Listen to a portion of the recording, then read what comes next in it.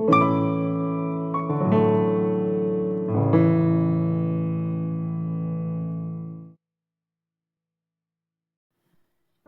Coríntios, capítulo 9.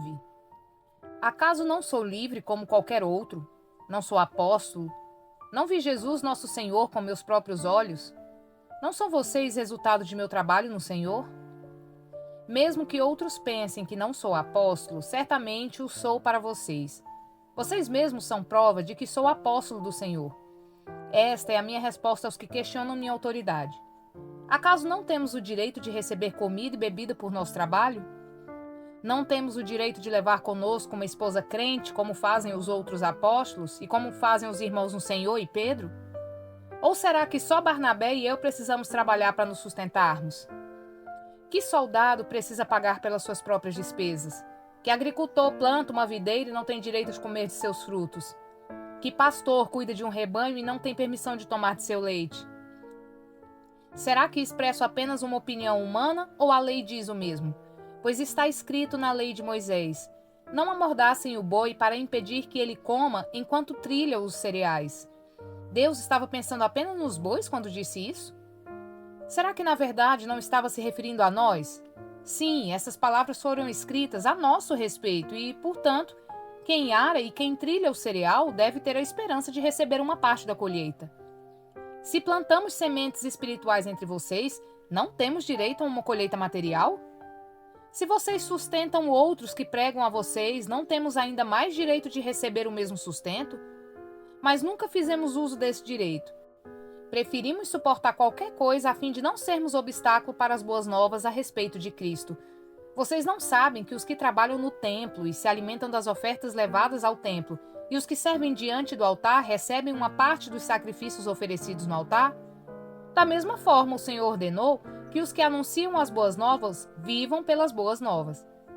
Contudo, nunca usei de nenhum desses direitos. Não escrevo isso para sugerir que desejo agora começar a fazê-lo. De fato, prefiro morrer a perder o privilégio de me orgulhar de pregar sem cobrar nada. E, no entanto, não posso me orgulhar de anunciar as boas novas, pois sou impelido por Deus de fazê-lo. Ai de mim se não anunciar as boas novas. Se o fizesse por minha própria iniciativa, mereceria pagamento, mas não tenho escolha, pois Deus me confiou essa responsabilidade. Qual é então minha recompensa? É a oportunidade de anunciar as boas novas sem cobrar nada de ninguém, de modo a não desfrutar os direitos que tenho por anunciar as boas novas.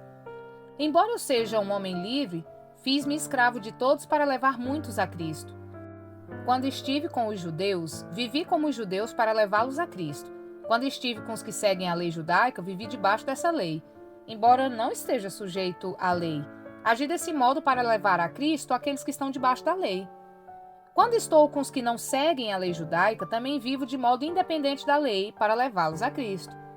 Não ignoro, porém, a lei de Deus, pois obedeço à lei de Cristo. Quando estou com os fracos, também me torno fraco, pois quero levar os fracos a Cristo. Sim, tento encontrar algum ponto em comum com todos, fazendo todo o possível para salvar alguns.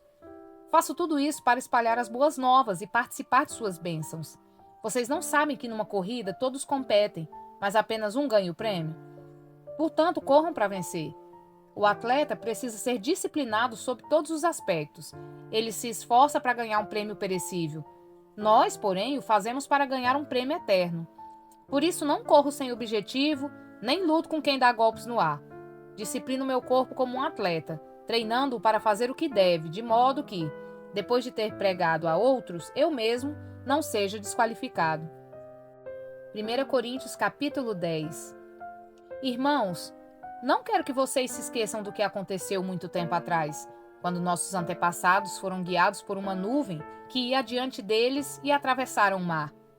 Na nuvem e no mar, todos foram batizados como seguidores de Moisés. Todos comeram do mesmo alimento espiritual e todos beberam da mesma água espiritual, pois beberam da rocha espiritual que os acompanhava, e essa rocha era Cristo. No entanto, Deus não se agradou da maioria deles, e seus corpos ficaram espalhados pelo deserto. Tais coisas aconteceram como advertência para nós, a fim de que não cobicemos o que é mal como eles cobiçaram. Nem adoremos ídolos, como alguns deles adoraram. Segundo as Escrituras, todos comeram e beberam e se entregaram à farra. E não devemos praticar a imoralidade sexual como alguns deles praticaram, e morreram 23 mil pessoas num só dia. Também não devemos pôr Cristo à prova, como alguns deles puseram, e foram mortos por serpentes. E não se queixem, como alguns deles se queixaram e foram destruídos pelo anjo da morte. Essas coisas que aconteceram a eles nos servem como exemplo. Foram escritas como advertência para nós, que vivemos no fim dos tempos. Portanto, se vocês pensam que estão de pé, cuidado para que não caiam. As tentações em sua vida não são diferentes daquelas que outros enfrentaram. Deus é fiel e Ele não permitirá tentações maiores do que vocês podem suportar. Quando forem tentados, Ele mostrará uma saída para que consigam resistir. Portanto, meus amados, fujam do culto aos ídolos. Vocês são pessoas sensatas. Julguem por si mesmos se o que diga é verdade. Quando abençoamos o cálice à mesa, não participamos do sangue de Cristo? E quando partimos o pão, não participamos do corpo de Cristo?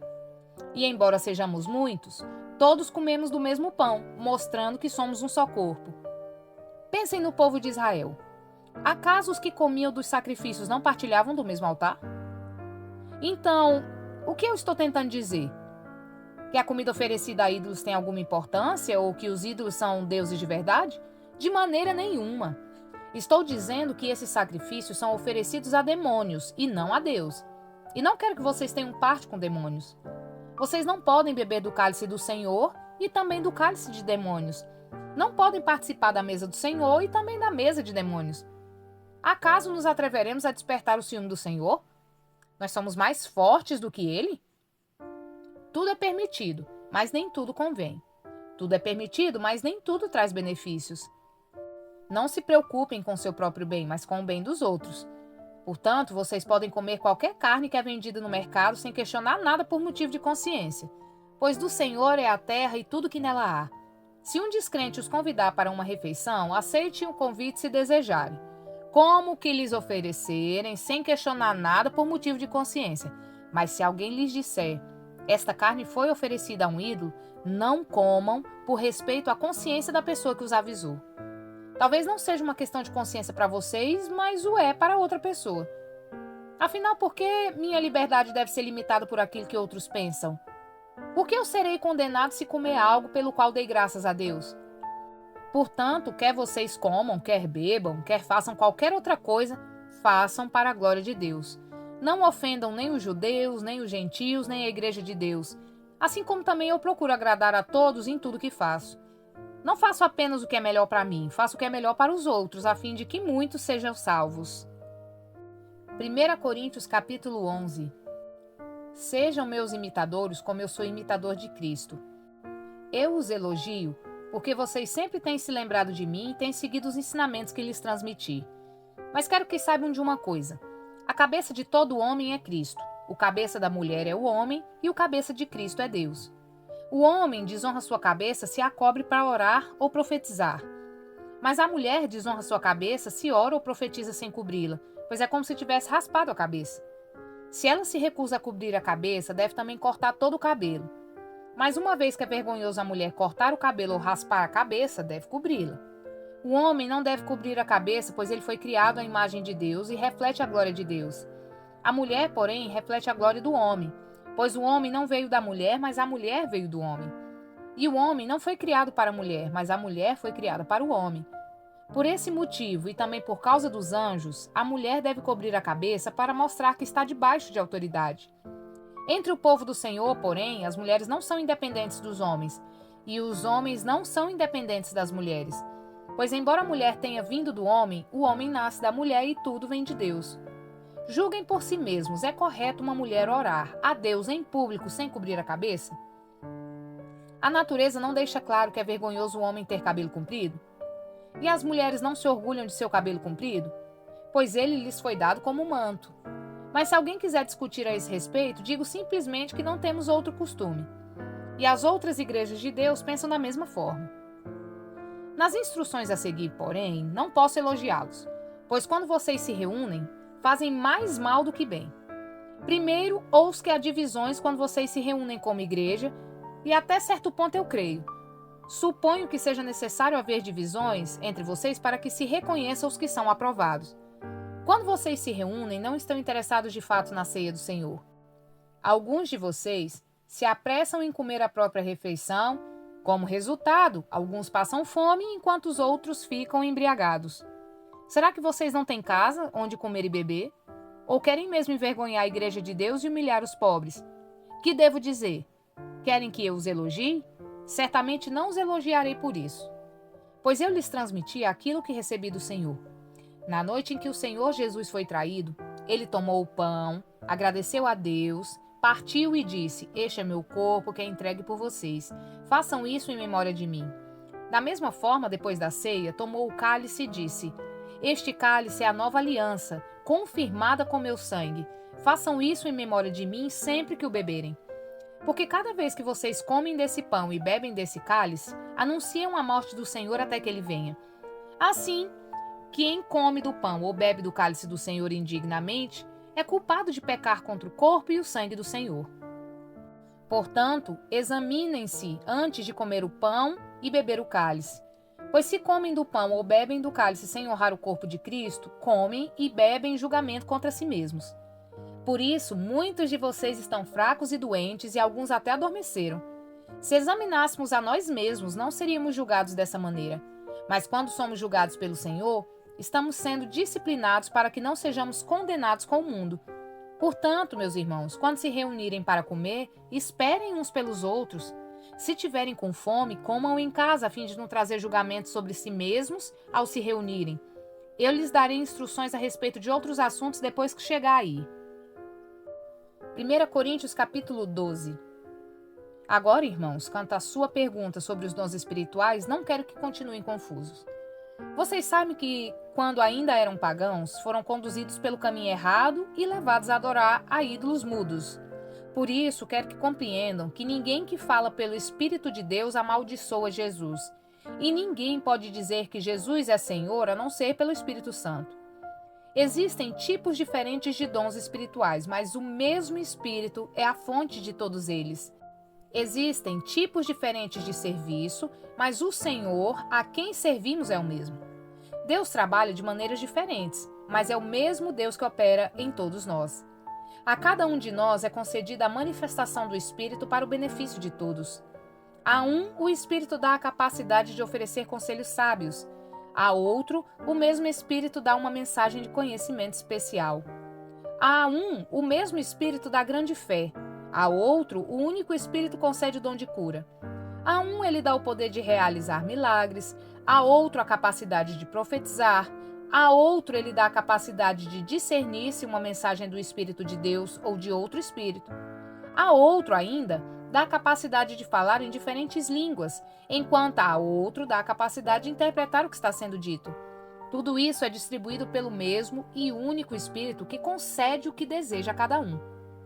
O corpo tem muitas partes, mas elas formam um só corpo. O mesmo acontece com relação a Cristo. Alguns de nós são judeus, alguns são gentios, alguns são escravos e alguns são livres. Mas todos nós fomos batizados em um só corpo pelo único Espírito, e todos recebemos o privilégio de beber do mesmo Espírito. De fato, o corpo não é feito de uma só parte, mas de muitas partes diferentes. Se o pé diz, não sou parte do corpo porque não sou mão, acaso por isso deixa de ser parte do corpo? E se a orelha diz, não sou parte do corpo porque não sou olho, será que por isso deixa de ser parte do corpo? Se o corpo todo fosse olho, como vocês ouviriam? E se o corpo todo fosse orelha, como sentiriam o cheiro de algo? Mas nosso corpo tem muitas partes e Deus colocou cada uma delas onde Ele quis. O corpo deixaria de ser corpo se tivesse apenas uma parte. Assim, há muitas partes, mas um só corpo. O olho não pode dizer à mão, não preciso de você. E a cabeça não pode dizer aos pés, não preciso de vocês. Ao contrário, algumas partes do corpo que parecem mais fracas são as mais necessárias. E as partes que consideramos menos honrosas são as que tratamos com mais atenção. Assim, protegemos cuidadosamente as partes que não devem ser vistas, enquanto as mais honrosas não precisam dessa atenção especial. Deus estruturou o corpo de maneira a conceder mais honra e cuidado às partes que recebem menos atenção. Isso faz que haja harmonia entre os membros, de modo que todos cuidem uns dos outros. Se uma parte sofre, todas as outras sofrem com ela. E se uma parte é honrada, todas as outras com ela se alegram. Juntos, todos vocês são o corpo de Cristo, e cada um é uma parte dele. Deus estabeleceu para a igreja em primeiro lugar os apóstolos, em segundo os profetas, em terceiro os mestres, depois os que fazem milagres, os que têm o dom de cura, os que ajudam outros, os que têm o dom de liderança, os que falam em diferentes línguas. Somos todos apóstolos? Somos todos profetas? Somos todos mestres? Todos nós temos o poder de fazer milagres? Todos temos o dom de cura? Todos temos a capacidade de falar em diferentes línguas? Todos temos a capacidade de interpretar o que é dito? Portanto, desejem intensamente os dons mais úteis. Agora, porém, vou lhes mostrar um estilo de vida que supera os demais. Curta, comente e compartilhe.